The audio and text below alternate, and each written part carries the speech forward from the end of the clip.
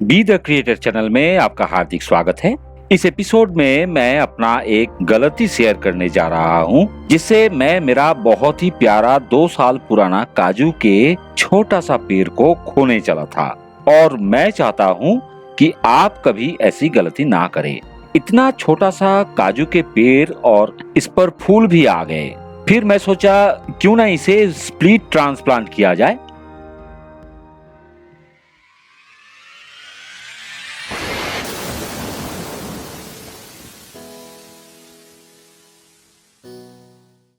मैंने split transplant के लिए काम शुरू किया।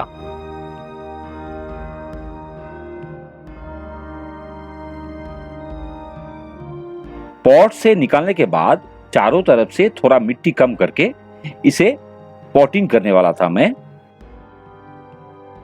ऊपर से जो सारे मिट्टी हटा दिया तो कोई रूट नजर नहीं आया।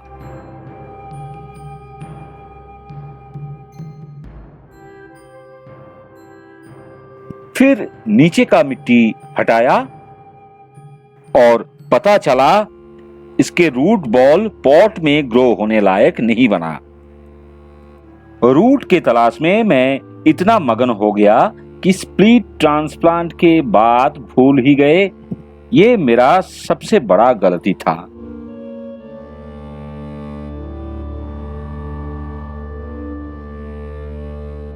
इसके पॉटिंग सॉइल में ज्यादातर सैंड होने के कारण सॉइल भी रूट बॉल से अलग हो गया। जैसा मैंने सोचा था, इसका एक ही टैप रूट ग्रो हुआ। मुझे बहुत सारे फाइबर रूट ग्रो करना था। फल तो अब इस पेड़ में नहीं मिलेगा, लेकिन काजू के फूल कैसे खिलते हैं ये देखना था मुझे। अब क्या करना था, रूट बॉल जब निकल ही गया तो उसे तो करेक्शन करना ही था।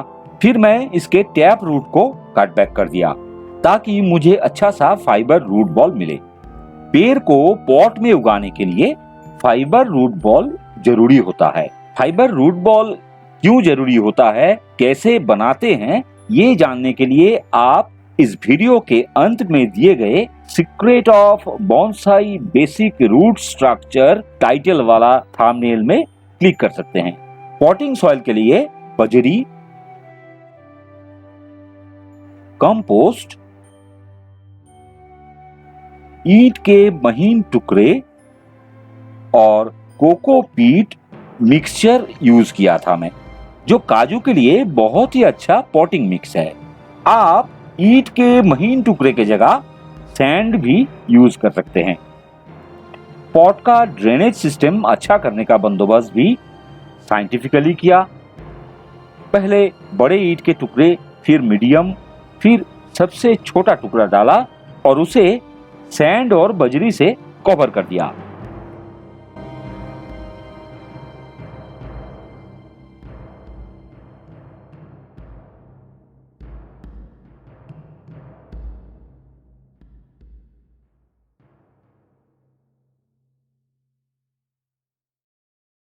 और पेड़ को सही तरीके से पॉटिंग भी किया।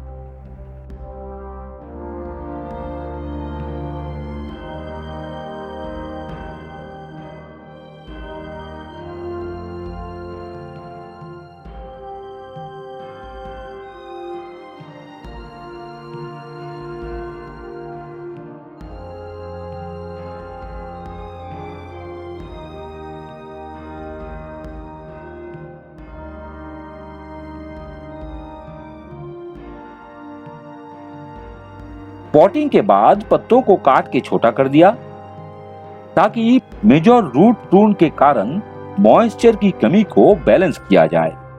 मुझे तो खिलते हुए फूल देखना था, इसलिए मैंने फूल के मंजरी पर हाथ नहीं लगाया। और दूसरा गलती मैं यही कर बैठा। पॉटिंग के बाद शेड के नीचे होते हुए भी इसके पत्ते सूखने लगे। पत्तों के बाद फूल भी धीरे धीरे डाई बैक होने लगा।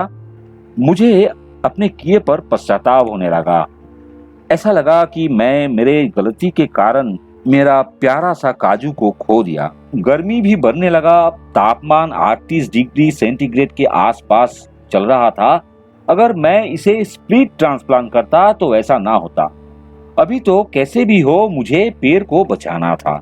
मेरे सामने एक ही उपाय था, जहां तक ट्रंक लाइन सूख गए थे उसके थोड़ा नीचे से कट कर दिया और पूरे पॉट के साथ पेड़ को प्लास्टिक में डाल के बंद कर दिया। ऐसे करने से पेड़ को एक ग्रीन हाउस इफेक्ट मिला और इसे भगवान के हाथ छोड़ दिया।